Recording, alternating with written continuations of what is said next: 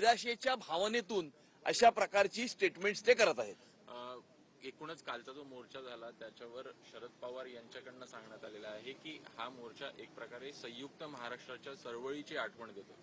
याच्यापेक्षा जास्त हास्यास्पद असं कुठलं विधान असू शकत नाही, कारण संयुक्त महाराष्ट्राची चळवळ, मुंबईसह संयुक्त महाराष्ट्र निर्माण करण्याकरता ही तर काँग्रेसच्या विरोधामध्ये एक प्रकारची लढाई होती, काँग्रेसच्या नेत्यांच्या विरोधात एक प्रकारची लढाई होती आणि काँग्रेसला स्टेजवरती ठेवून काँग्रेस बरोबर स्टेज शेअर करून त्या मोर्चाची तुलना ही संयुक्त महाराष्ट्र चळवळीशी करणं म्हणजे शरद पवार साहेबांसारख्या ज्येष्ठ नेत्याकडून अशा हास्यास्पद विधानाची अपेक्षा नाही। सर, आपण पाहिलं कालचा मोर्चा झाल्यानंतर असं जवळपास निश्चित झालंय की ठाकरे बंधू एकत्र येऊन निवडणूक लढवतील।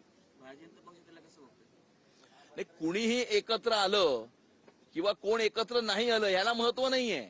या मुंबई शहरामध्ये गेल्या 11 वर्षामध्ये विकास कोणी केला? मेट्रो कोणी केली? कोस्टल रोड कोणी केला? अटल सेतू कोणी केला? सीसीटीव्ही कॅमेरास कोणी लावले? किंवा बीडीडी चाळीतल्या मराठी माणसाला 500 फुटाचं घर हे कोणी तयार करून दिलं? हे महत्वाचं आहे।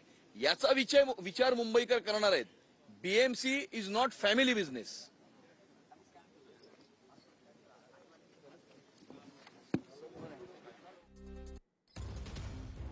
उद्धव ठाकरे वैफल्यग्रस्त नैराश्य आल्यामुळे ते बोलतायत असं अमित साटम यांनी म्हटलेलं आहे। कोणीही एकत्र आलं तरी त्याला महत्त्व देत नाही असं अमित साटम यांनी म्हटलेलं आहे। अमित साटम यांनी कालच्या सत्याचा मोर्चा, महाविकास आघाडी आणि मनसेचा त्यावर टीका केली आणि सोबतच त्यांनी ठाकरे बंधूंवर सुद्धा टीका केलेली आहे।